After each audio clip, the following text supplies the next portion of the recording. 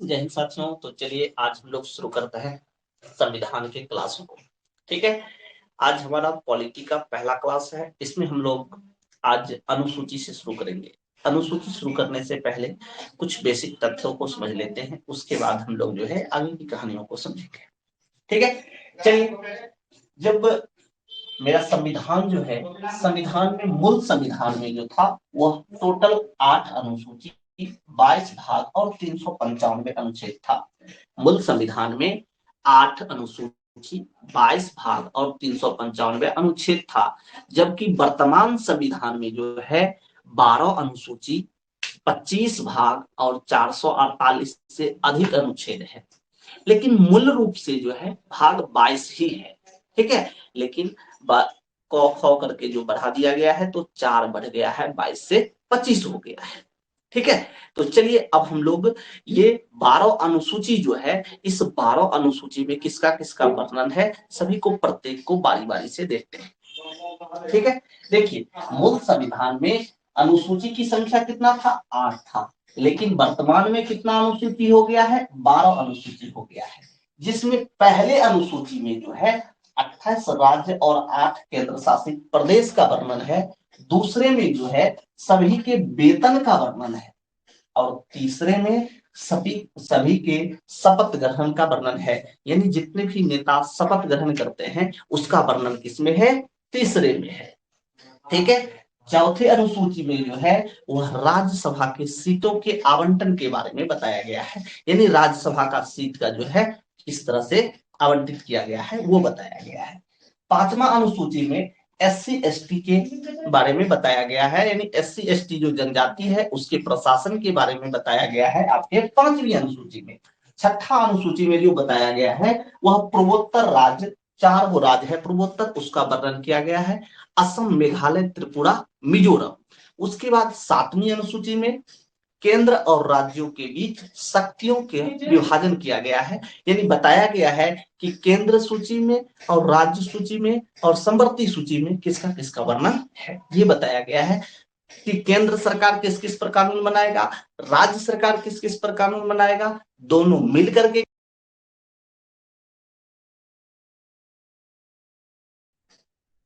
अनुसूची 7 में दिया गया है। ठीक है, अब देखिए, अब हमारा है 8वीं अनुसूची। 8वीं अनुसूची में 22 भाषाओं का उल्लेख है। 8वीं अनुसूची में क्या है, 22 भाषाओं का उल्लेख है। उसके बाद आता है 9वीं अनुसूची। 9वीं अनुसूची में जो है वह आपका संपत्ति या भूमि सुधार का वर्णन किया गया है। 9वीं अनुसूची में क्या है, संपत्ति या भूमि सुधार का वर्णन है। 10वीं अनुसूची में दल बदल कानून का वर्णन है। 10वीं अनुसूची में दल बदल कानून का वर्णन है। 11वीं अनुसूची में जो है आपका पंचायती राज व्यवस्था का वर्णन है। और 12वीं अनुसूची में जो है नगर पालिका का वर्णन है।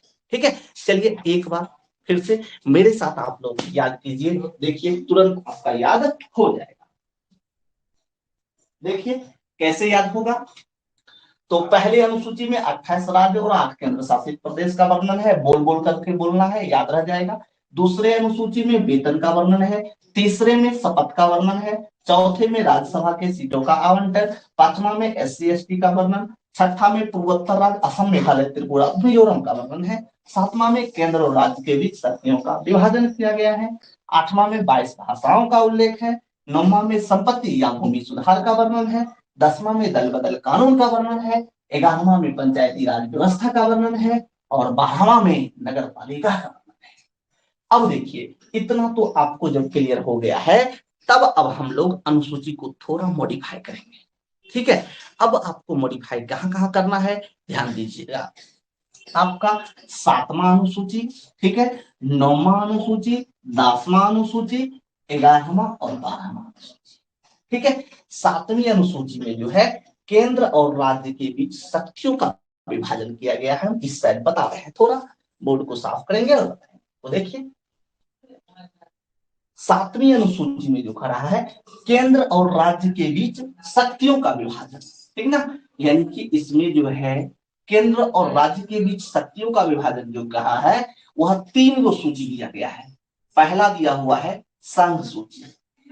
पहला देता है संघ सूची, संघ सूची। दूसरा है राज्य सूची, राज्य सूची। तीसरा है समवर्ती सूची, समवर्ती सूची। ध्यान दीजिए, पहला संघ सूची, दूसरा राज्य सूची, तीसरा समवर्ती सूची। अब देखिए संघ सूची में जो है पहले 97 विषय था। कितना विषय था? 97 विषय था। अब जो है अब 100 विषय हो गया है। अब कितना विषय हो गया है? 100 विषय। संघ सूची में पहले 97 विषय था, अब कितना हो गया है? 100 विषय हो गया। उसके बाद संघ सूची पर कानून कौन बनाएगा? तो केंद्र सरकार कानून बनाता है। कौन बनाता है? केंद्र सरकार। संघ सूची का जो विषय होगा उस पर केंद्र सरकार कानून बनाएगा। केंद्र सरकार कानून बनाएगा, इसमें राज्य सरकार कुछ नहीं कर पाएगा। जो भी करेगा वह केंद्र सरकार ही करेगा, इसके अलावा दूसरा कोई कुछ नहीं कर सकता है। नेक्स्ट आता है राज्य सूची। राज्य सूची में जो है, राज्य सूची में पहले आपको 66 गो विषय था, लेकिन अब जो है अब वह विषय 61 हो गया। पहले कितना था? 66 था, अब कितना हो गया? 61 हो गया। पहले 66 था, अब कितना हो गया? 61 हो गया। राज्य सूची में कानून कौन बनाता है? राज्य सरकार कानून बनाता है। कौन सरकार कानून बनाएगा? राज्य सरकार। ठीक है, राज्य सूची में कौन बनाएगा? राज्य सरकार कानून बनाएगा। अब आता है समवर्ती सूची। समवर्ती सूची में पहले 47 विषय था। कितना विषय था? 47 विषय। लेकिन अब कितना हो गया है? अब हो गया है 52 विषय। ठीक है, पहले 47 गो विषय था, अब हो गया है 52 गो विषय। लेकिन इसमें जो है वह दोनों मिलकर के कानून बनाता है। इसमें केंद्र और राज्य सरकार मिलकर कानून बनाता है। केंद्र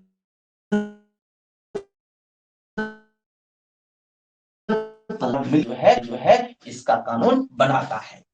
फिर से देखिए, संघ 7वीं अनुसूची में संघ सूची, राज्य सूची और समवर्ती सूची का वर्णन किया गया है, यानी शक्तियों का विभाजन किया गया है। 7वीं अनुसूची में शक्तियों का विभाजन यानी संघ सूची, राज्य सूची और समवर्ती सूची का वर्णन किया गया है। संघ सूची में पहले 97 विषय था, अभी 100 विषय है। राज्य सूची में पहले 66 गो विषय था, अब 61 गो विषय है। समवर्ती सूची में पहले 47 गो विषय था, अभी 52 गो विषय है। ठीक है, संघ सूची में कानून केंद्र सरकार बनाता है, राज्य सूची में राज्य सरकार बनाता है और समवर्ती सूची में दोनों मिलकर के बनाता है। ठीक है, लेकिन सबसे ज्यादा मान्यता किसका मिलता है? केंद्र सरकार को मिलता है। सबसे ज्यादा मान्यता किसका मिलता है? केंद्र सरकार का मिलता है। अब शक्तियों के विभाजन में एक और चीज नया में आ गया है, अवशिष्ट सूची। समवर्ती सूची के बाद कौन आ जाता है? अवशिष्ट सूची। चौथा हो जाता है अवशिष्ट सूची। अवशिष्ट सूची, अवशिष्ट सूची। अवशिष्ट सूची देखिए क्या होता है। अवशिष्ट सूची जैसे फेसबुक, व्हाट्सएप, इंस्टाग्राम जो है ये सभी अवशिष्ट सूची में आता है और अवशिष्ट सूची पर कानून केंद्र सरकार बनाता है। ठीक है, जो भी आता है फेसबुक, व्हाट्सएप, इंस्टाग्राम, यूट्यूब, ये सभी जो है इस पर कौन कानून बनाता है? केंद्र सरकार कानून बनाता है और ये सभी अवशिष्ट सूची में आता है। ठीक है, चलिए आप इतना जब समझ गए, 7वीं अनुसूची की कहानी आपका हुआ समाप्त। अब हम लोग चलते हैं 9वीं अनुसूची पे। ठीक है, देखिए 9वीं अनुसूची पे जो है इसे प्रथम संविधान संशोधन द्वारा जोड़ा गया था। 9वीं अनुसूची को प्रथम संविधान संशोधन द्वारा जोड़ा गया था। और वह प्रथम संविधान संशोधन कब हुआ था? प्रथम संविधान संशोधन जो है वह 1951 को। याद रखिएगा, 9वीं अनुसूची को प्रथम संविधान संशोधन द्वारा 1951 में जोड़ा गया था। ठीक है, अब आता है 10वीं अनुसूची। 10वीं अनुसूची में दल बदल कानून को 52वां संविधान संशोधन 1985 को जोड़ा गया था। याद रखिएगा, 52वां संविधान संशोधन 1985 को जोड़ा गया। दल बदल कानून को कब जोड़ा गया? 52वां संविधान संशोधन 1985 को जोड़ा गया। अब आता है पंचायती राज व्यवस्था यानी कि 11वीं अनुसूची। 11वीं अनुसूची में पंचायती राज व्यवस्था का वर्णन है। इसमें जो है टोटल 29 गो विषय है। कितना विषय है? 29 विषय है।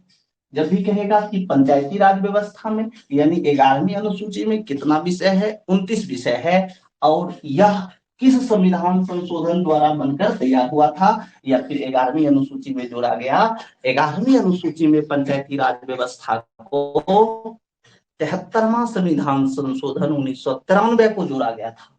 73वां संविधान संशोधन 1993 को जोड़ा गया था। एक्ट था 1992 का, लेकिन जोड़ा गया था 1993 में। 11वीं अनुसूची में पंचायती राज व्यवस्था में 29 विषय है और इसे 73वां संविधान संशोधन 1993 के द्वारा जोड़ा गया। नेक्स्ट आता है नगर पालिका। नगर पालिका का वर्णन आपके अनुसूची 12 में दिया गया है। इसमें टोटल 18 विषय था। कितना विषय था? 18 विषय था। ठीक है। और इसे किस संविधान संशोधन द्वारा जोड़ा गया? तो पंचायती राज व्यवस्था को 73वां संविधान संशोधन द्वारा और नगर पालिका को 74वां संविधान संशोधन 74वां संविधान संशोधन द्वारा 1993 में ही जोड़ा गया था इसको। ठीक है, तो आप इतना याद रखिएगा। अनुसूची की कहानी आपका हुआ समाप्त। आज का क्लास हम लोग यहीं पर समाप्त करते हैं। मिलेंगे नेक्स्ट क्लास।